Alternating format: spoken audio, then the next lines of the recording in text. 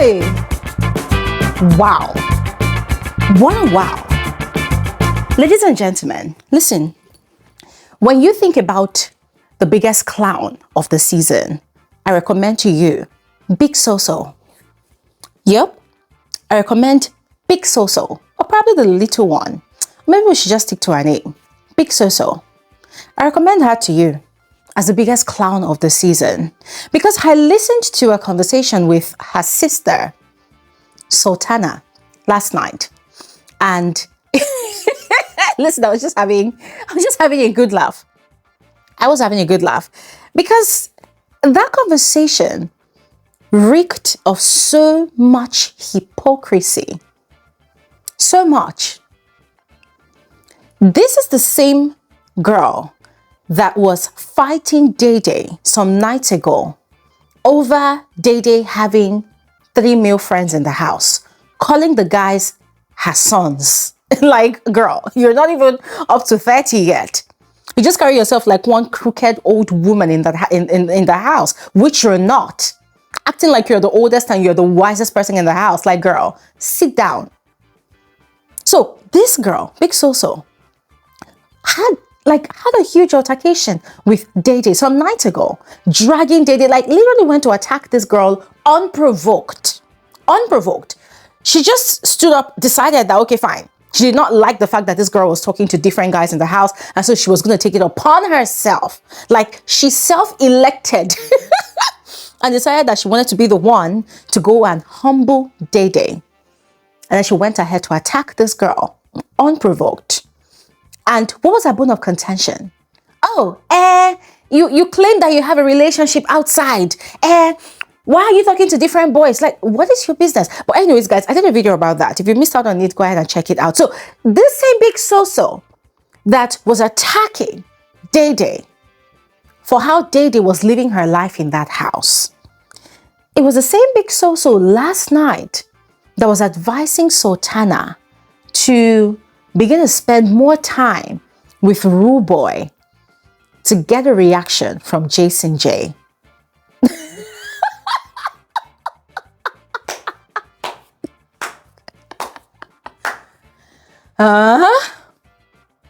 We all know Jason J's situation, don't we? We know.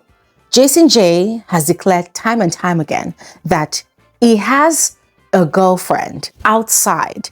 It's a serious relationship.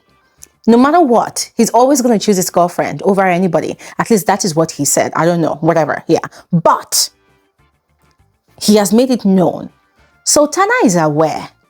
In fact, Sultana has made herself available to anybody that wants to kiss and play with her in that house. So yeah, whatever. So Jason J is, according to him, getting to know Sultana. They are spending time with each other. But here's the problem. Jason J threw himself to Sultana when he started having issues with Dede. So Sultana seemed like the best, option for him to go to, right? Because he knew that Sultana did not like Dede. Also, for him, it was just like a way of probably getting Dede to be jealous or something like that. Sultana is just part of his game, right? But now he has resolved his issues with Dede. They are now friends again. He is now literally spending 90% of his time in that house with both Dede and Koyin. It's now like a throuple. The 3 of them. Most of the time you see 3 of them together.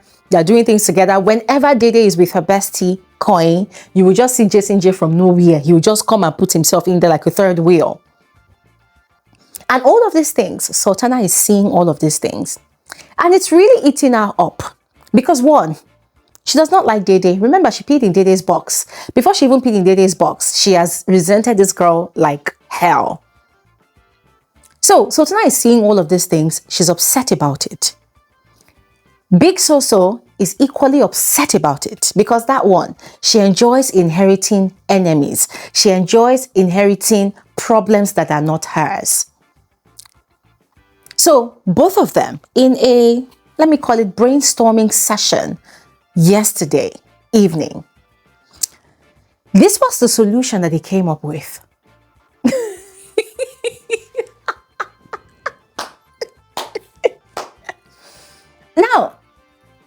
not even the person that Big Soso is advising Sultana to spend time with that got me cracking up. Nah, it wasn't even the fact that it's Rooboy. That's not even the thing.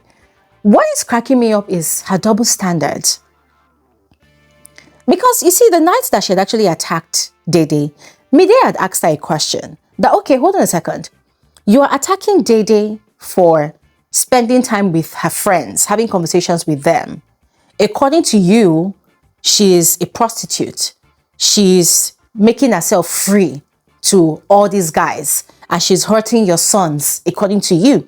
So what do you have to say about me, that's Dede now? What do you have to say about me that is romantically involved with Bright who has a girlfriend outside? Big Sister said, no, that she doesn't have any problem with that. It is actually Dede she has problems with. Okay, fine. What do you have to say about Sultana that is with Jason J, who has declared several times that he has a serious girlfriend outside? Big Sister said, oh, no, that she doesn't have any problems with that. That the issue that she has is actually with Dede. Meaning she actually has no valid, no justifiable issue with Dede. She just hates the girl. So when I listened to a conversation with Sultana last night, guys, it cracked me up so bad because the double standard, oh my God. Anyways, I would love to hear your thoughts about that one, all right? So just go ahead and share in the comment section below. Now, quickly moving on to another conversation that happened yesterday evening. This one was between Imisi and Zita. Ladies and gentlemen, remember during Imisi's diary session yesterday, she had actually lied that Zita had attacked her. Zita had insulted her, and that was the reason she had nominated Zita, which was a blatant lie. I had clarified what exactly happened on my video, my previous video, yeah? But then she had a conversation with Zita in the garden. I don't know who summoned who, but yeah, they had a conversation. And once again, she was still agending that lie. She was telling Zita, and Zita, I remember you did this to me. Oh, I felt really bad. You were attacking me. It felt like a gang up. And it really pained me that Zita did not stand up for herself. Zita just accepted that word that Imisi used, that it was a gang up. Oh my Lord. And then the part that really got me screaming was Zita apologizing to Imisi and saying, oh, I'm sorry that I joined to gang up on you. I said, ha, Zita, I thought you were smarter than this. I thought you were smarter than this. How was that a gang up? This girl came into the kitchen, was throwing tantrums, insulting all and sundry. And then you, as the head of house at the time, you tried to explain to her the reason you people had deemed it fit to transfer all the onions and most of the food supplies in the kitchen to the head of house lounge. And that was where she attacked you, called you names. And here you are, apologizing and accepting that it was a gang up. Hey! Ladies and gentlemen, that one shocked me and was really painful because it could either be that Zita does not remember that situation anymore or she just wanted peace to reign. Because right there and then, it was very glaring that Imisi, as usual, made herself the victim, used reverse psychology to make Zita the villain. And Zita just willingly walked into that role and owned it and accepted it and apologized for it. Really sad. Anyways, on to the next conversation. Ladies and gentlemen, this was a conversation between Midday and Dede. Yeah. Now, first off, when I saw those two girls having this conversation and laughing really heartily, I was kind of worried for Dede because we know what's going to happen next. We know that Midday is going to pack all of that conversation, like all the details of that conversation, to go and spill to Bright and Kola. By now, we know, we've established that Midday is the enemy within Dede's life in that house. For Dede, she has a best friend, she has a bestie, but for Midday, she has a competition that she has to keep close and then defeat and possibly eliminate from the show for her to get ahead. Yeah. So just know that their relationship, their friendship is not balanced. All right. Now back to the conversation. Midday had been studying this newfound balance that Dede has got going on with the boys, especially Koyin. and Jason J. Those two people did not used to see eye for eye at all. Like, they literally resented each other. But of recent, after they've had multiple conversations, all the games that they've played in the house, the games of revelations, and everybody has spoken their mind. Everything now is out there in the open. That, okay, Dede is besties with Koyin. And then Jason J, just a friend, nothing. After all, he's got something going on with Sultana. Everybody is now considerably at peace with the situation of their friendship. And they are all comfortable with it, right? So what's happening now is Dede spends time with Koyin, as she has always been doing. And then Jason J always looks for a way to insert himself. And both of them are actually welcoming to Jason J. Yeah. So it's not like everybody's just happy. One big happy family. They're happy. So Midday was telling Dede about her observations that she's noticed what's going on, but she feels like there's going to be an explosion very soon. So Dede was saying that, well, she doesn't really think about it that way because now there's just so much peace. Everybody has an understanding now, and she's enjoying the peace. But Midday kept on insisting that Ebuka could come with his questions again and throw one very, very crazy question like, well, this girl, you're very stubborn, sister wives in the picture, blah, blah, blah. And then it was like, oh, that's true, that it could be messier than it was. And now that they're actually experiencing this peace, it could actually get messier. But then again, she loves the fact that they have this understanding and they are all cool with, spending time with one another, So she said the only thing that she has to worry about, which is not really a problem, is Big Soso. Because Big Soso now has positioned herself as the mother of all of these boys. And for her, it's just very funny. So that's the only thing that she thinks that she could literally worry about. But anything else, she has peace of mind. She's completely happy with the way things are going. And she does not want it to change. She does not want to think about it otherwise. Now, Midday was still trying to convince Dede that, well, Dede might think that Jason J is happy to be in the position of a friend, but she doesn't think so. Because this guy obviously still has feelings for her. And the fact that he keeps on spending time with her and Koyin, that she just has a feeling that Jason still wants to crawl back into Dede's life and be in that initial position where he was occupying before things, resorted to how it is now. So Dede's response to that was that, well, that she just feels like Jason is just happy to be there. In other words, happy to be in her life the way they are now, because of how crazy the situation had been between them the past few weeks. So now that he is back, he's just happy to be there. But Midday was still insisting that is not what she thinks. So the fact that Midday kept on insisting on this idea of chaos, Jason J wanting to come back as Dede's number one friend or partner or whatever, it made me wonder if she was actually fishing for information to go and share with Kola again.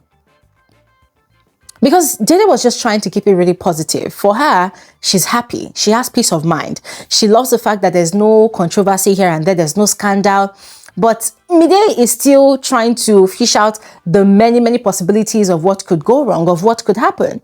But then I was here and I was thinking that, well, what exactly could go on? Because it's not like there's anybody else that Dede talks to in the house, aside those guys and Midday herself. And the good thing is, whenever Dede is with Koyin, Jason J always shows up. So there's no room for gossip. There's no room for, oh, he said this, she said this. No, everybody is saying what everybody wants to say in front of everybody. So there's nothing like, oh, Ebuka is now going to come and break tables. No, everything is fine. So it's not making me think that, Midday, do you want to be the one to scatter this balance that Dede has been able to achieve now with her friends? What is your plan? And ladies and gentlemen, speaking about friends of Dede, there was Kola yesterday evening. Kola was really upset, really upset with Imisi because Imisi had prepared food and had given that food to Dede, and Koyin was going to be a part of that food. Kola was really pissed. Now, he wasn't particularly pissed because Imisi had given that food to Dede. No, he was pissed because Koyin was going to eat out of that food. He was really going crazy because remember, Kola does not like Koyin at all. They don't talk, they don't have conversations. For him, Koyin is the stumbling block between him and his prized possession, Dede. So for him, Koyin is his problem that he wants to eliminate from that house. So he was so upset. Like, guys, Kola was so upset and was querying Imisi that, oh, why is it that when we agree on something, you go and do what you want to do, you go and do what's on your mind? I told you, don't give this person food. I told you to give Rooboy food. You did not give Rooboy food. And Imisi was laughing and saying, well, it's just food. I can actually prepare another one. And I was like, no, why did you give Koyin? She's like, but it's Koyin and Dede. He said, no, why did you give? Kola was running mental. To the point that he was now reporting the situation to Culture, and Culture too was defending Kola. Oh, why didn't you give to Rooboy? Of course, he's going to defend Kola because Rooboy is Culture's bestie in the house. Yes, if you think about it now, it's making me wonder, is he trying to mark his territory around Dede now, actively? What exactly is the situation? So ladies and gentlemen, you know what? I'm going to stop talking here, all right? I leave the rest of thinking to be done by you. Just go ahead and share your thoughts in the comment section below. I'll see you guys on my next video. Thanks for watching. Have an amazing, amazing day. Bye.